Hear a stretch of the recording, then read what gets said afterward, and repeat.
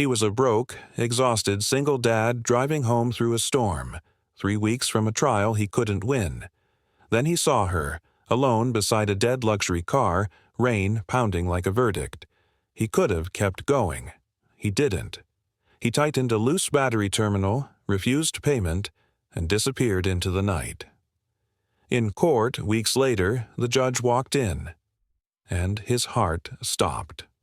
It was her, and what she did next changed every life in that room.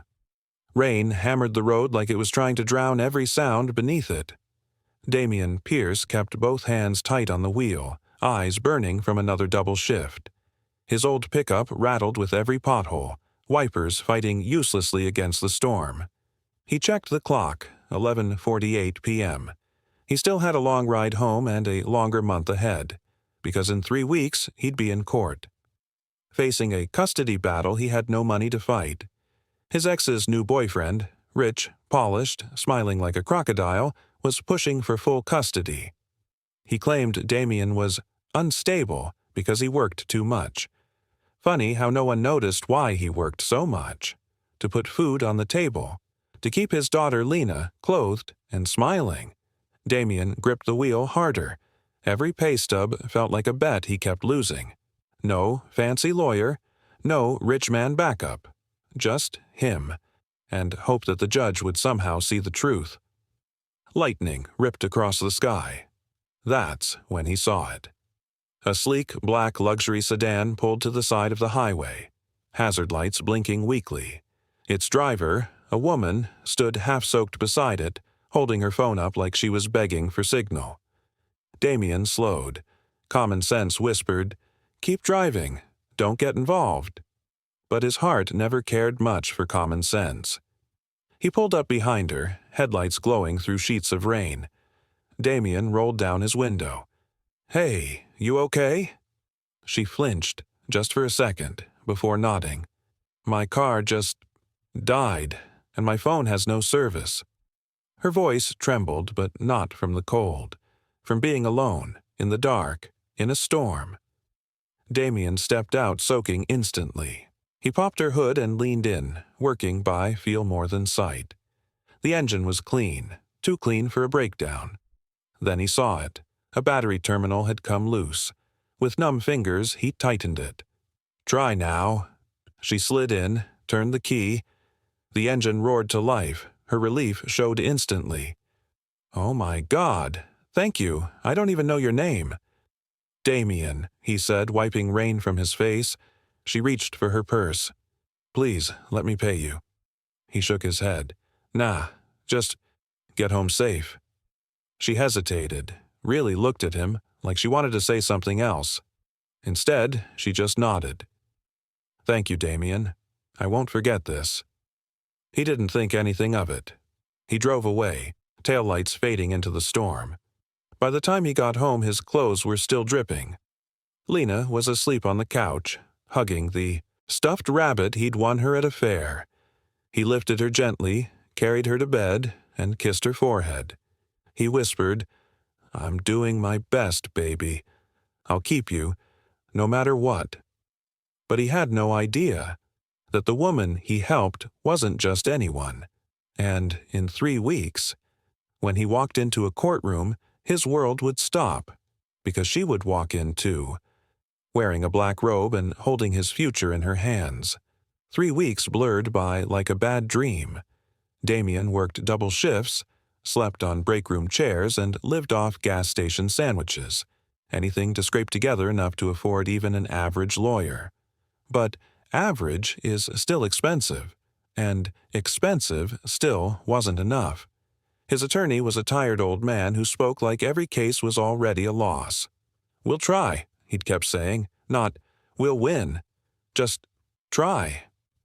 Now, as Damian sat stiffly in the family courtroom, he kept rubbing his palms against his knees. His daughter, Lena, was with a court aide down the hall, too young to understand why she wasn't with her dad.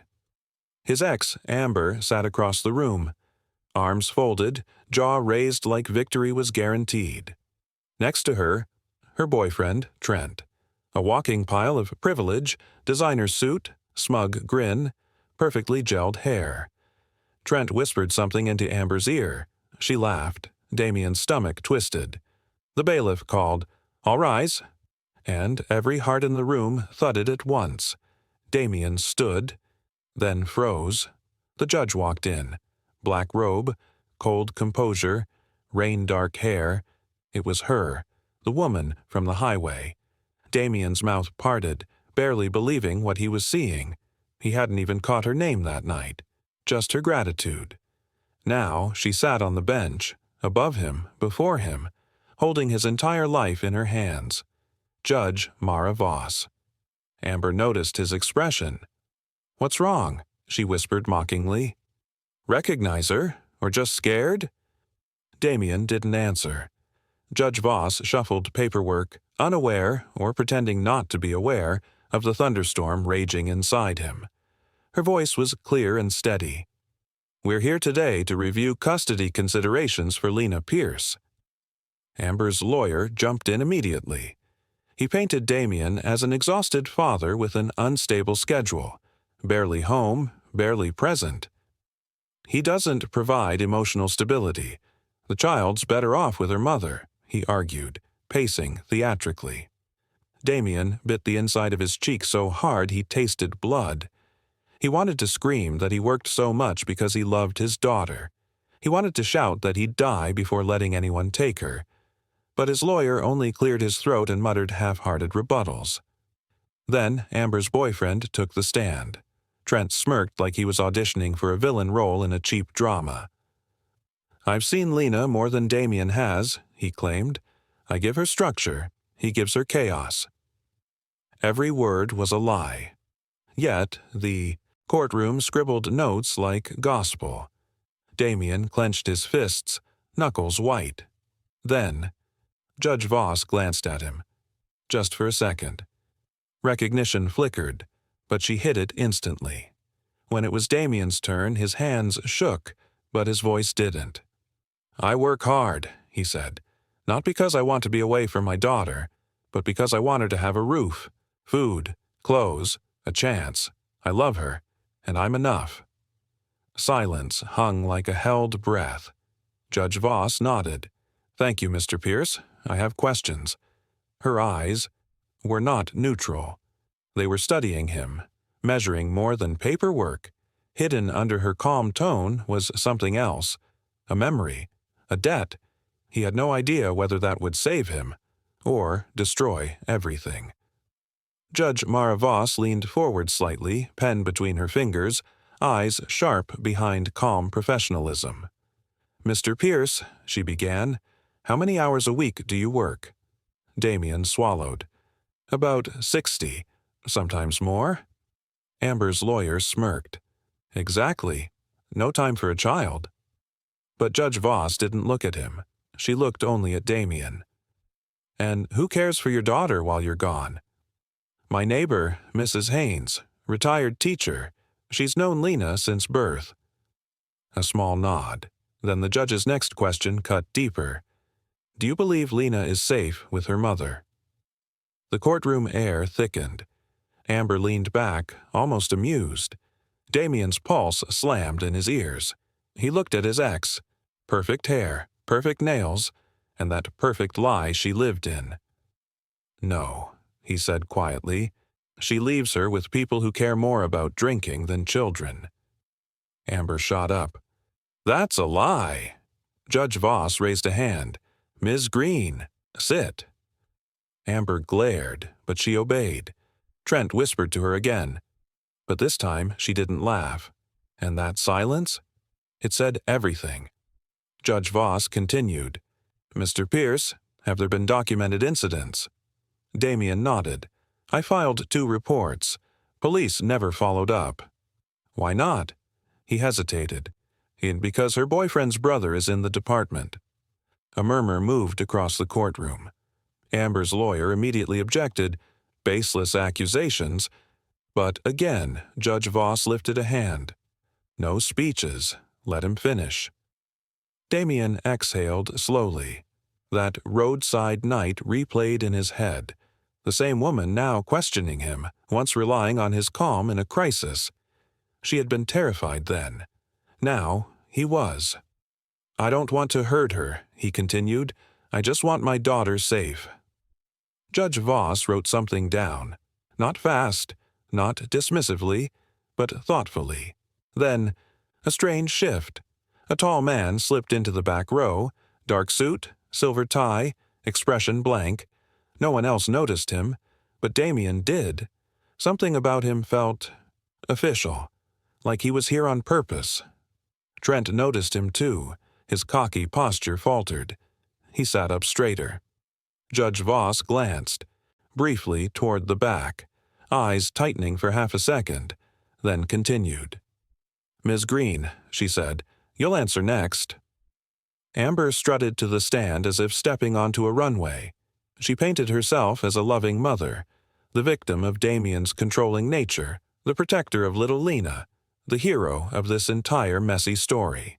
Every word sounded polished, practiced. But then, Judge Voss asked, "Ms. Green, who was watching your daughter on the night of July 17th? Amber blinked. That was months ago.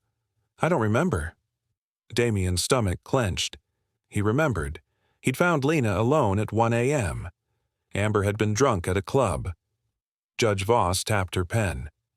"You signed a statement that said, 'I was home that night.' Yet phone GPS places you at Port Row Club from 11:38 p.m.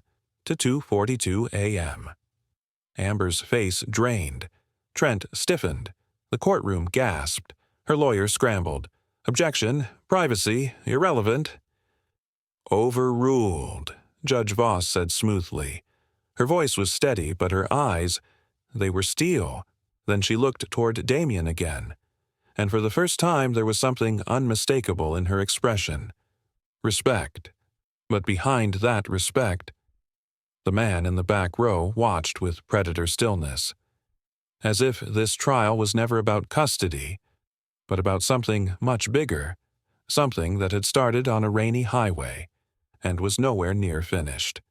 The hearing ended with no ruling. Judge Voss wanted additional review. Those words haunted Damien all the way home. He tucked Lena into bed, kissed her forehead, and sat alone in the kitchen, hands clasped, mind racing.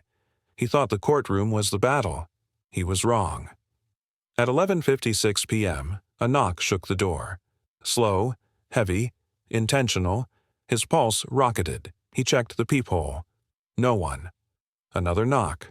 This time, lower, like someone's fist rested against the wood. Damien opened the door. A man in a charcoal suit stood there. Same silver tie, same blank expression. The man from the courtroom. "Mr. Pierce," he said calmly, "we need to talk." Damien didn't move. "About?" The man scanned the quiet street. No phone, no recordings. Damien stepped outside. He wasn't stupid. He left the door half open, ready to slam it if needed. The man folded his hands. "My name is Caldwell." He paused, then added, "Homeland Security." Damien's stomach dropped. He thought back to the highway, the judge badge, the fear in her voice, the unmarked car, the shadow watching her convoy. This wasn't just a custody fight. It never was. Caldwell continued, "Your roadside encounter wasn't random. You stepped into something, and certain people are unhappy about it."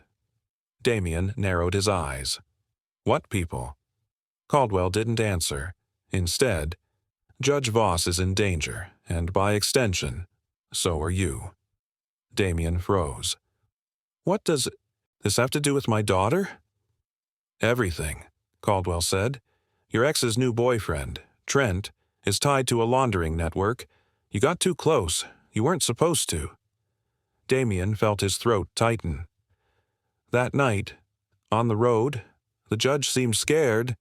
"She wasn't supposed to be seen," Caldwell replied. "That dashcam footage, someone leaked it." Damien's blood ran cold. "You're holding custody documents, not knowing you've been touching evidence people would kill to erase." He felt sick. "All I want is to protect my child." "Then listen carefully," Caldwell said. "You need to keep your head down, because these people, They don't lose quietly. A sudden rustle. Caldwell's hand went to his jacket, but the noise was only a stray cat. Still, Damien saw the gun holstered beneath the suit. This was real. Caldwell turned to leave, but paused. "One more thing," he said. "In the courtroom today, you earned Judge Voss's trust." Damien frowned. "So?" Caldwell looked him dead in the eye. "She trusts very few people, because 3 months ago, her partner was murdered." Damien's breath caught. "And the killer," Caldwell finished, "was someone sitting in that courtroom today." His voice was flat, final, undeniable. Before Damien could speak, Caldwell walked into the darkness, his silhouette swallowed by night. Damien stood frozen. Cold wind slid under his skin. Partner murdered. Killer nearby. Judge in danger. His daughter now part of a war he never asked for. He closed the door slowly, hand trembling, and checked on Lena. She slept peacefully, clutching her stuffed rabbit. He sat beside her and stayed there until his eyes burned. Outside, an engine started. Low, unhurried. Someone else was watching. Not Caldwell, someone darker, with headlights off, and patience that felt predatory. This custody case had turned into a battlefield, and the enemy had already arrived. The next morning, Damien barely slept. Every creak in the house felt like a warning. Every passing car made his pulse jump. He tried to act normal for Lena's sake. Made breakfast, braided her hair wrong again, pretended the world wasn't tightening around them. She giggled anyway. "Daddy, you make the bumps too big," she complained, poking her lopsided braids. He forced a smile. "It's called artistic styling." She rolled her eyes. "You're lucky I like you." That tiny laugh kept him from falling apart, but the moment he dropped her at school, his mask cracked, because waiting near the fence, leaning casually like he belonged, was Trent, his ex's boyfriend, the man Caldwell had warned him about. Trent locked eyes with him and smiled like they were old friends. Damien's gut twisted. He tried to ignore him, but Trent called out, voice smooth as oil. "Early morning, huh?" Damien didn't turn. "I'm not talking to you." Trent chuckled. "You know, that's rude, especially to someone who's been so good to your daughter." Damien froze. Slowly, he turned back. "What does that mean?"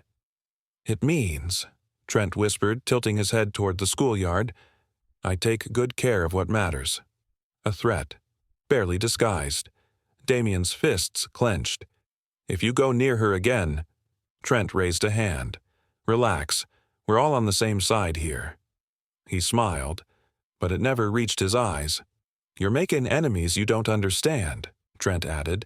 "Powerful people. You're interfering." Damien's heart pounded. "This is about the case." Trent smirked. "Everything is about the case." Then, his tone dropped, far too casual. "Meet me tonight, 10 p.m., Pier 7. Damien's instincts screamed no. Trent slid his sunglasses on. "Come alone, and don't make me look for you." He walked away without waiting for a response, leaving Damien cold. Pier 7. Why? Why contact him instead of disappearing? Why risk being seen near the school? Only one answer. It wasn't a meeting, it was a message. But the nightmare hadn't peaked yet. Because when Damien got home, his front door was open. He stepped inside fast, eyes sharp, and found a single book lying on the coffee table. A children's story. Lena's, but not where she left it. A sticky note rested on top. "She reads this every night. Cute." His blood iced. Someone had been inside his home, close enough to touch their things, close enough to know his daughter's routine. Damien grabbed his phone, hands shaking, and dialed 911. But before it rang, his eyes caught movement across the window. A black sedan, same one from last night, watching. He hung up. If he called cops, Lena could be taken by the state temporarily. He knew how the system worked. He'd lose her again. So instead, He locked every door, boarded the back window, and sat at the kitchen table with a wrench in his hand. The closest thing he had to a weapon. The house was silent. Too silent. He checked his phone. One unread message. Unknown number. Come to Pier 7. Or we come to her. It felt like the floor disappeared. Someone wanted him scared. Someone wanted him isolated. Someone wanted obedience. Damien's fear hardened into resolve. If they wanted him, they'd get him. But they would not touch his daughter. He packed a flashlight, his old work gloves, and tucked the wrench inside his coat. At 9:30 p.m., he kissed Lena's sleeping forehead, promising silently he'd come back, then stepped into the night toward the pier, where a trap waited, beautifully set. The waterfront was dead quiet, just the hum of distant traffic and the slow heartbeat of waves slapping against the old wooden pier. Pier 7 looked abandoned. Half-rotted boards, rusted railings, a single dead. Street lamp flickering like it was too tired to keep watch. Damien's boots echoed softly as he stepped forward. His wrench felt heavy inside his coat, his only weapon, his only certainty. He checked his phone. 10:01 p.m. No sign of Trent, or anyone. He forced himself to breathe. Slow. Even. Then, a voice slid out from the dark. Took you long enough. Trent. He stepped from the shadows, hands tucked in his pockets like he was just killing time outside a coffee shop. Damien's jaw tightened. You threatened my kid. Trent smirked. Just encouragement. What do you want? What everyone wants, Damien. He spread his arms. A clean ending. Damien's voice dropped. You framed me. Trent laughed, shallow, annoyed. You think you matter enough to frame? He stepped closer. You had access to the money. You had motive. You were desperate. I never touched a dollar that wasn't mine. Right, Trent sighed. The noble routine. Boring. He motioned behind Damien. Turn around. Damien froze. Slowly, he turned. Another shadow stepped forward. Tall, broad, with a voice like ice. Gregory Phillips, the man who stole everything from him. Damien's blood roared in his ears. You, he breathed. Gregory smiled like a king. Good evening, Mr. Wells. Missed me? Damien lunged, but Trent shoved him back. That's cute, Trent muttered. Gregory paced lazily like this was a business meeting. You should have taken the plea deal, Gregory said. 5 years, in and out, affordable. Why? Damien choked. Why me? Gregory's eyes glittered. Because you're nobody. No family money, no protection, no voice. He shrugged. And because I could. Trent chuckled. All that time fixing cars and lifting boxes could have gone to something useful, like learning how to shut up. Damien's hands curled around the wrench. You ruin people. For sport. Gregory sighed. This isn't personal. I moved money. Someone needed to be responsible. You were available. So call the cops, Damien spat. Tell the truth. Gregory smirked. Oh, we're past the legal stage.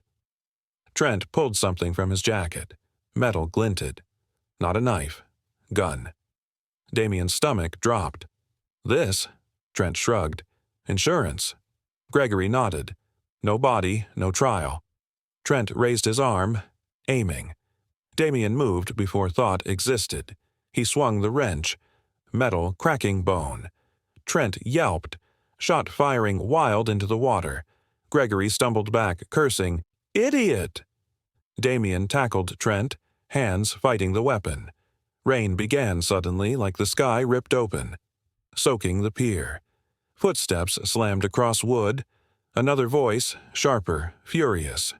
Drop it! A beam of light cut through darkness. A woman. Black coat, badge raised, gun trained. Judge Ross. Not in robes. Not behind a bench. Here. Now. Trent froze. Gregory did too. Kendall's voice thundered. Hands where I can see them. Backup lights flooded the pier. Sirens rising. Damien stumbled away from Trent, breathing hard. Trent went flat to the ground, sobbing. Gregory tried to run, but officers swarmed him, slamming him to the boards. Cuffs, yells, chaos, rain washing everything. Kendall rushed toward Damien. "Are you hurt?" He shook his head, speechless. How did you know?" Her expression softened. "You helped me once in the rain. And I didn't forget."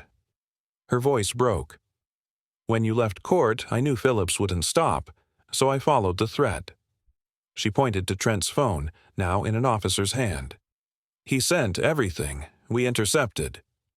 Damien swayed. Everything blurred. Kendall steadied him. "You're safe now." His voice trembled. "Lena." "She's protected," Kendall whispered. "My people are watching her." Damien's knees buckled in relief. As officers loaded Trent and Gregory into cars, Gregory stared at Damien. His mask shattered. "You were supposed to disappear," he hissed.